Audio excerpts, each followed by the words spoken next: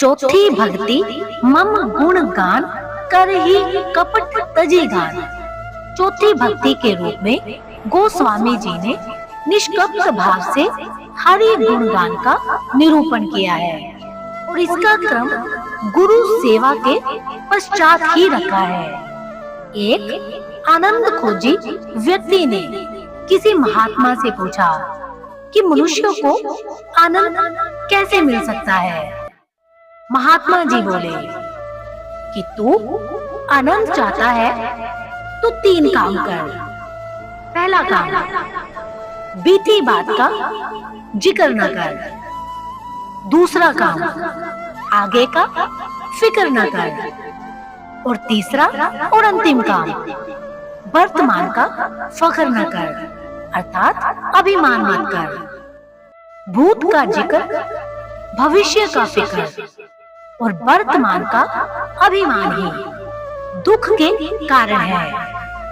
यदि आनंद का इच्छुक है तो इन तीनों का त्याग कर। गुरु गुणगान और प्रभु चिंतन तीनों कालों में ही आनंद का मूल है।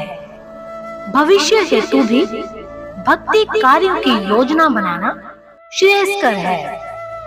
अतीत से सीखना अर्थात शुभ का ग्रहण और अशुभ का त्याग करना है। जिज्ञासु ने पूछा, इन तीनों का त्याग कैसे संभव है, अर्थात इनका त्याग कैसे किया जा सकता है। महात्मा बोले, इसका केवल एक ही उपाय है और वह यह है कि परमात्मा का जिक्र किया कर, प्रभु के गुणगान से ये तीनों दुख के कारण समाप्त हो सकते हैं। क्योंकि जो प्रभु का जिक्र करता है, प्रभु उसकी फिक्र करते हैं, उसका पहरा देते हैं, उसके पास से नहीं हटते।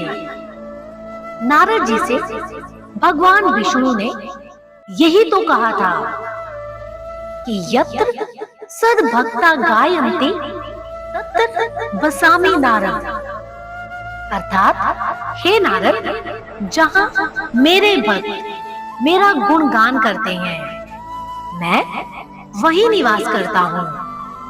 इसीलिए गोस्वामी तुलसीदास जी ने भक्ति का चौथा सोपान सरल भाव से प्रभु का गुणगान करना ही बताया है। प्रभु गुणगान के लिए मुख से बोलना आवश्यक नहीं। भाव विभोर भक्त बोल ही कर पाता है। प्रभु का भक्त मुख से बिना बोले ही प्रभु प्रेम में मगन रहता है, क्योंकि वो सर्वत्र अपने प्रियतम के दर्शन करता है। उसकी ये स्थिति हो जाती है, कहीं ना जाए मुख सो राम प्रेम की, नभ जल थल चर कछु बात, अचर में हरि देव हर दिखात। ऐसी अवस्था में उसके कान में जो कुछ भी आवाज आती है वह केवल प्रेम में के प्रेम संगीत की स्वर लहरी ही होती है। वो सर्वदा अपने प्रभु की मीठी वाणी में मस्त रहता है। इसी प्रकार उसके मुख से भी प्रेम में प्रभु को छोड़कर दूसरा शब्द नहीं निकलता। वो प्रेम में का गुण गाते गाते कभी थकता नहीं। बात बात में उसे केवल अलौकिक भक्ति के प्रेम रस का ही अनुपम स्वाद मिलता है। प्रभु गुणगान ज्ञान की सुखद अग्नि को प्रज्वलित करने वाली लकड़ी के समान है।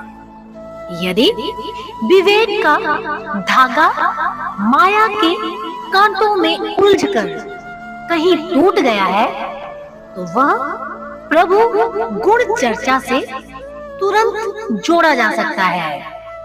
यही कलयुग में कामधेनु के समान है और संतों के लिए संजीवनी बूटी के समान है।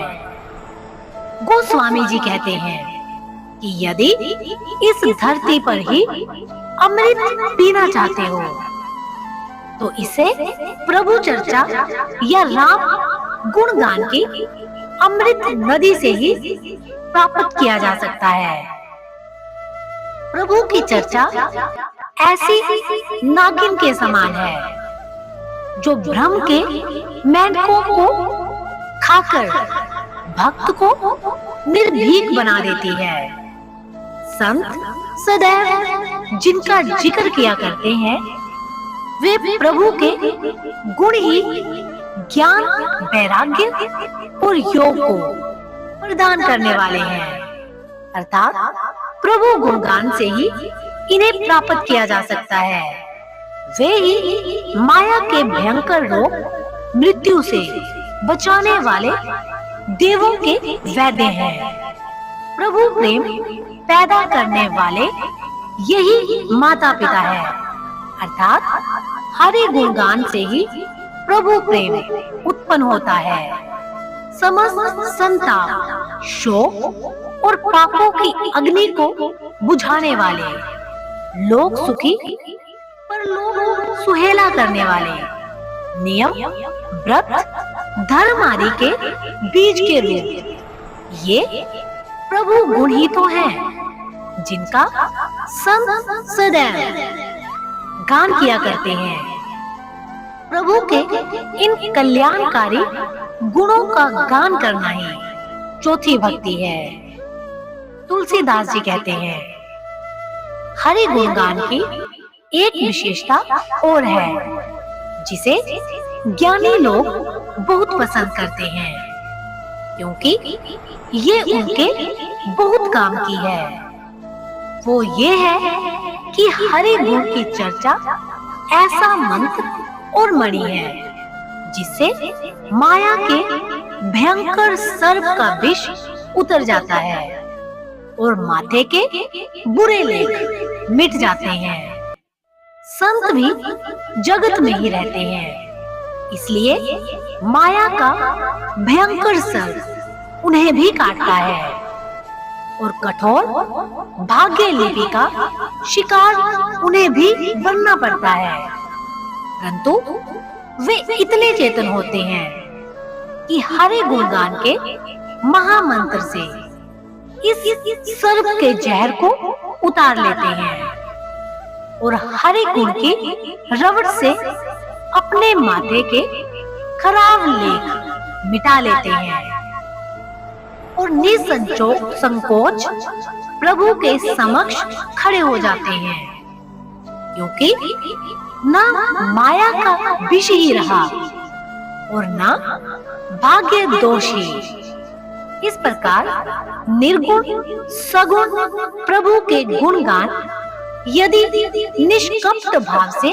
किए जाएं, तो प्रभु प्रेम दृढ़ होता है। माया और मोह धीरे धीरे समाप्त होकर संत का जीवन पूर्ण रूप से परिवर्तित हो जाता है।